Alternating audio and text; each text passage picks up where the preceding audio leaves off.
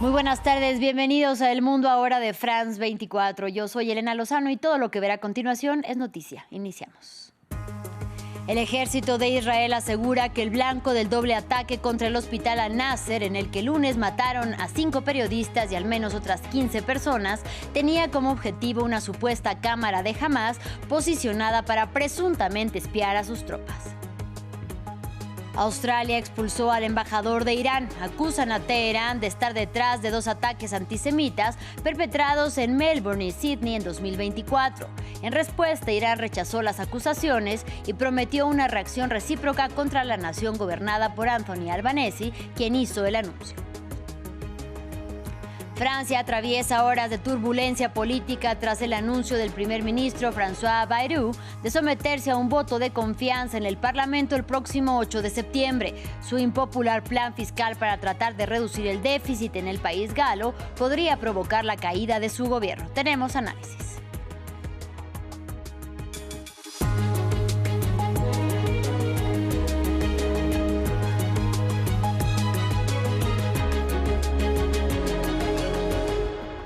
Iniciamos hablando de la guerra en la Franja de Gaza. Mientras continúa la condena internacional por el bombardeo contra el hospital Al-Nasser, en el que murieron al menos 20 personas y entre ellas 5 periodistas, el ejército israelí aseguró que el doble bombardeo apuntaba a una supuesta cámara de Hamás ubicada en el lugar. Esto al tiempo que sus tropas continúan bombardeando la ciudad de Gaza, lo que ha llevado a más personas a abandonar el territorio. En terreno diplomático, Qatar reprochó que Israel no ha querido responder a la más reciente propuesta de alto el fuego. Valentina Torres Sánchez nos amplía. Un día más de explosiones y entierros en Ciudad de Gaza. El asedio de Israel, que busca controlar la principal ciudad de la franja, continúa sin descanso. Desde las 12 de la noche hasta ahora nos han estado bombardeando. Somos inocentes, no tenemos una tienda de campaña ni un colchón, nada, todo se ha ido. Los bombardeos se unen a la aproximación de tanques que continuó en los suburbios del este de la ciudad de Gaza y al norte en Jabalia. Esto mientras que en Han Yunis, los ciudadanos llevaron a cabo el entierro de sus seres queridos que perdieron la vida en el ataque del lunes contra el hospital Nasser. Desde Israel dieron la explicación del bombardeo, condenado ampliamente a nivel internacional. Según una investigación inicial, parece que las tropas de la brigada Golani, que operaban en la zona de Han Yunis para desmantelar a la infraestructura terrorista, identificaron una cámara colocada por Hamás en la zona del hospital Nasser, que se utilizaba para observar la actividad de las tropas del ejército de Israel, con el fin de dirigir actividades terroristas contra ellas. Desde el enclave negaron que hubiese una cámara de vigilancia y expusieron que se trataba de un equipo de uno de los reporteros. Entre tanto, en terreno diplomático, Qatar reiteró este martes que Israel debe responder a la más reciente propuesta de tregua que Hamás ya aceptó. Tenemos que decirlo claramente, la responsabilidad está en el lado israelí para responder a una oferta que está sobre la mesa. La declaración llega el mismo día en que se registraron multitudinarias protestas en territorio israelí y en Jerusalén para exigir el regreso de los rehenes a casa, y cuando el gobierno de Tel Aviv se pronunció diciendo que lo que busca es un acuerdo integral para liberar a los secuestrados.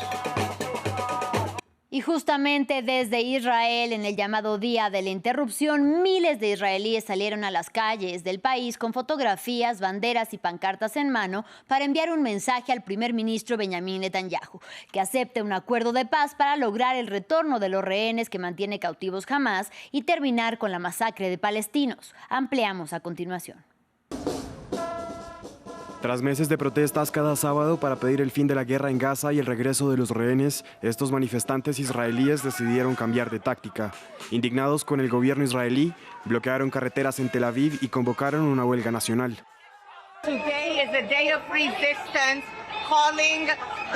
Hoy es un día de resistencia en el que se pide al gobierno israelí que cierre el acuerdo que está sobre la mesa para poner fin a la guerra en Gaza. En una conferencia de prensa, los familiares de los rehenes en poder de Hamás enviaron un mensaje a Benjamin Netanyahu. Nosotros, el pueblo, exigimos que den prioridad a los rehenes, vuelvan a la mesa de negociaciones. Hay un buen acuerdo sobre la mesa. Es algo con lo que podríamos trabajar. Es algo con lo que podríamos llegar a un acuerdo para traer de vuelta a todos los rehenes. A mediados de agosto, las familias de los rehenes y los grupos de la oposición convocaron conjuntamente una huelga nacional contra el gobierno israelí, pero la iniciativa ha recibido críticas mixtas. Tiene que acabar, pero la forma en que tiene que acabar no está en nuestras manos. Está en manos de Hamás y todas estas protestas. ¿Para qué sirven? No lo entiendo. Estoy totalmente a favor de la huelga. Creo que tiene que haber un acuerdo. Ya es suficiente, ya basta. Todo el país está peleándose entre sí. Nuestra imagen en el mundo ha cambiado por completo. Es peor que nunca y ya es suficiente, así que lo apoyo totalmente. Según una encuesta realizada por The Times of Israel, el 72% de los judíos israelíes están a favor de un acuerdo de paz con Hamás y de la liberación de los rehenes que aún se encuentran en Gaza. Seguimos con temas de Medio Oriente. El gobierno de Australia decidió expulsar al embajador de Irán tras acusar a Teherán de estar detrás de los ataques antisemitas ocurridos en Sydney y Melbourne el año pasado. El primer ministro Anthony Albanese afirmó que los servicios de inteligencia han llegado a una conclusión profundamente inquietante tras registrar un fuerte aumento de los incidentes antisemitas desde que comenzó la guerra entre Israel y Hamás en octubre del 2023. Una decisión que fue celebrada por Israel, que calificó la medida de contundente. Más detalles a continuación. Por primera vez desde la Segunda Guerra Mundial, Australia ha expulsado a un embajador extranjero. Ahmad Zahdarji, de Irán, y otros 3 funcionarios tienen 7 días para abandonar el país, acusados de estar detrás de los recientes ataques antisemitas incendiarios en suelo australiano. Desde los terribles acontecimientos del 7 de octubre del 2023, hemos sido testigos de una serie de espantosos ataques antisemitas contra la comunidad judía de Australia. He dejado claro que este tipo de incidentes no tienen cavidad en Australia. Los servicios de inteligencia concluyeron que Irán estuvo involucrado en al menos 2 ataques el año pasado, incluido el incendio de la sinagoga Adas Israel en Melbourne. Nuestra minuciosa investigación descubrió y desentrañó los vínculos entre los presuntos delitos y los comandantes del cuerpo de la Guardia Revolucionaria Islámica de Irán, el IRGC, que utilizó una compleja red de intermediarios para ocultar su participación. No hace falta decir que las acciones de Irán son totalmente inaceptables. Poner en peligro vidas, aterrorizan a la comunidad y desgarran nuestro tejido social.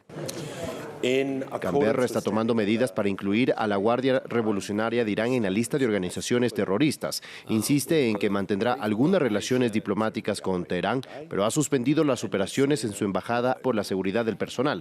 Irán negó las acusaciones y prometió medidas recíprocas. Desafortunadamente, en estos casos recurren a la búsqueda de culpables para justificar sus políticas anti-iraníes. Lo que está claro es que esta decisión parece estar influenciada por acontecimientos internos en Australia. Al parecer, es más fácil acusar a Irán de cargos sin fundamento alguno para desviar la atención de la realidad de nuestra región. La Guardia Revolucionaria iraní ha sido acusada duramente durante mucho tiempo de llevar a cabo ataques en el extranjero, pero a menudo niega cualquier implicación. En otro orden de ideas, Francia está cerca de una nueva crisis política. Un día después de anunciar que se iba a someter a un voto de confianza, François Bayrou hizo un llamado a los legisladores a elegir entre el caos y la responsabilidad, y ocurre luego de que partidos de la oposición, tanto de izquierda como de la derecha, han declarado que no respaldarán al premier. Para hablar sobre el tema, saludo con mucho gusto a David Vardy, PhD en Economía por la Universidad de Besançon y profesor de Economía en la Universidad de los Andes. Bienvenido y gracias por la comunicación. Buenas tardes, un gusto. Como informamos el lunes, François Bayrou habló del endeudamiento como de un peligro para Francia. ¿Qué tan preocupante es el nivel de deuda de Francia y a qué se debe el alto endeudamiento en el que está estancado el Estado? El nivel de deuda es preocupante, todavía no es muy catastrófico, pero digamos que el tema importante es el de la sostenibilidad de la deuda. Porque a uno le presta dinero si piensa que puede reembolsar, y si hay dudas sobre esta capacidad de reembolsar, entonces los prestadores van a prestar una mayor tasa y eso puede generar una espiral un poco complicada para las finanzas públicas de Francia. En 2024 la deuda pública era de 110% del PIB, y muy por encima de los criterios de la Unión Europea, por ejemplo, pero no es un caso aislado. Estados Unidos, Japón, Italia tienen niveles de deuda parecidos. El caso de Francia preocupa que, por un lado, el gasto público es alto, 58% del PIB, y poco flexible, no vemos muy bien por dónde parar este gasto público. Y, por otro lado, la presión fiscal también es alta. Entonces, eso significa que los gobiernos, cualquier que sean, tienen muy pocos márgenes y hay que pedir esfuerzos a la población. Y cuando miramos un poco la tendencia del gasto en Francia, tuvimos la crisis de los chalecos amarillos en 2017, tuvimos la pandemia del COVID, la guerra en Ucrania y los subsidios a la energía. Entonces, el problema es que no supimos cerrar la llave de los gastos a tiempo y eso hace que tenemos un nivel de deuda que se incrementó bastante. Por otro lado, tenemos un modelo social bastante generoso, lo cual tiene sus virtudes porque permite amortiguar desigualdades y los diferentes choques que acabé de mencionar. Uh-huh. Políticamente es un modelo social bastante apreciado por la población francesa, pero también que cuesta bastante y que ejerce, digamos, presiones sobre el gasto, el déficit y por ende la deuda pública del Estado francés. Usted habla de márgenes pues muy estrechos y el gobierno propone recortes de unos 44,000 millones de euros para el 2026 con medidas que han sido criticadas y polémicas. ¿Qué opina de este plan para reducir el déficit anual del Estado? No, este plan es totalmente necesario, pero digamos que hay diferentes factores de presión que lo hace difícil. Por ejemplo, tenemos una población que envejece. Eso implica más presiones sobre el sistema de salud, los gastos en salud y pensión. También el Estado tiene que invertir en la transición ecológica y eso, digamos, requiere inversiones fuertes y para eso, digamos, hay que tener suficientemente dinero. También el gasto militar, tenemos que aumentar el presupuesto de las Fuerzas Armadas por lo que está pasando en Ucrania.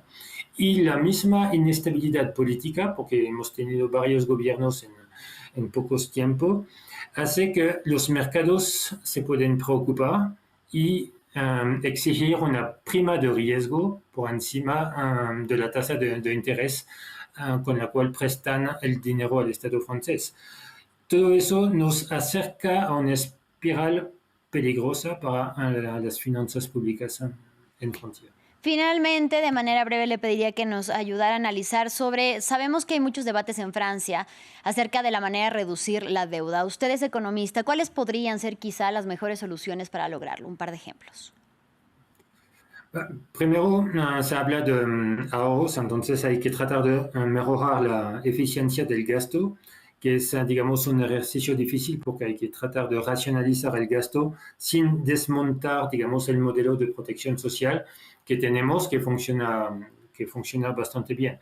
Se puede hacer reformas paramétricas, de nuevo, sobre el sistema pensional, que es siempre políticamente complicado. Los gobiernos anteriores, la última no fue políticamente bien aceptada porque subieron la edad de jubilación. Habría sido seguramente mejor aumentar el número de semestres de cotización y buscar ingresos adicionales eliminando algunas exenciones fiscales, pero de nuevo con mucha prudencia porque no estamos diciendo que estas exenciones no sirven para nada, pero hay que evaluar su costo-beneficio y todas las políticas que permiten estimular el crecimiento. Y para eso a veces hay que tratar de transformar y no es solamente una retórica, gastos en inversión. Por ejemplo, en Francia el gasto en la educación es bastante alto, pero el sistema educativo, la calidad está bajando. Hay que tratar de tener más gastos, inversión en en las universidades para mejorar la innovación, también los gastos en la transición verde. Entonces, todo eso hay que tratar de cambiar de paradigma y de transformar gastos en inversiones para estimular este crecimiento. Ahí está pues el llamado. Muchísimas gracias por el análisis. Como bien decía usted, transformar los gastos en inversiones. Muchísimas gracias a David Bardi por el análisis y hasta la próxima. Muchas gracias. Y gracias a ustedes por su compañía. Hasta la próxima.